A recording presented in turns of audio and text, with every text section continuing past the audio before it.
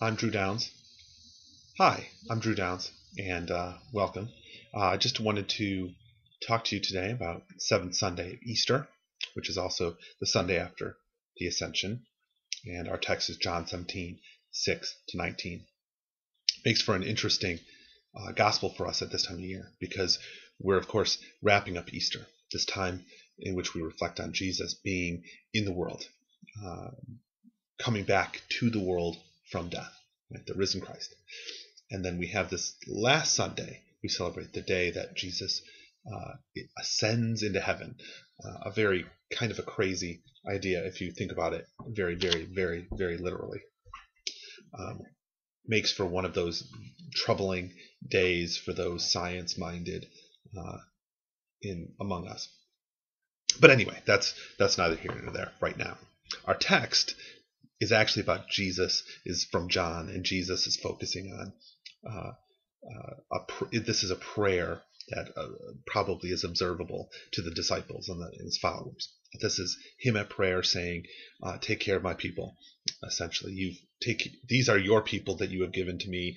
I give them back to you, sort of, and make sure that they are safe and cared for and taken away from and the evil one, right? So you have this stuff in it.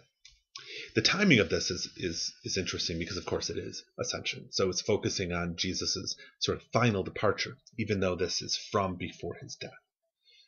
It's focusing on that idea of departure, where Jesus is going and leaving.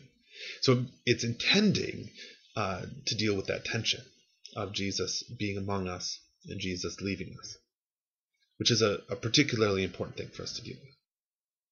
Now, the timing of this is strange for me because about a week ago we had a memorial service in which we covered earlier in John 11, 21-27, and it was Martha talking to Jesus about the resurrection. And he's I know there's going to be a resurrection at the last day. Essentially thinking about this in the same way, Jesus will come back, right, in the end. And he says, no, I am the resurrection. Focus on life. Focus on living well, living a big, bold life. A common refrain in John. So there's this, he shifts from the other to talk about this, that don't worry about this, focus on this, which makes for an interesting tension for us now when we're actually focusing on Jesus leaving. It makes me wonder if perhaps we shouldn't focus on Jesus leaving, but instead on here. So that's part of our big tension. But it's very important for us as Christians to deal with this, deal with the absence and the presence, this idea of a transcendent God and an immanent God, but in the same way with Jesus.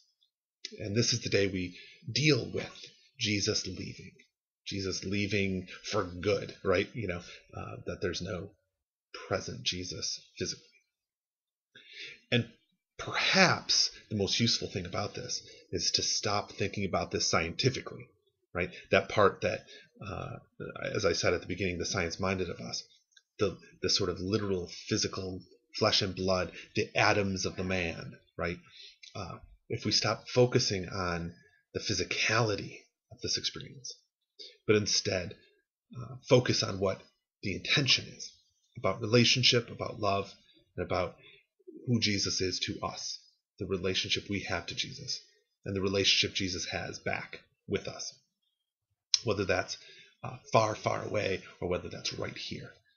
I think we have to feel both, and it's very useful for us, for us in this world in which we've never met Jesus in that physical atoms sort of way. It really does feel like the essential part of faith. Well, I hope you've had a good Easter. I hope this finds you well and that you have a blessed week. And take care.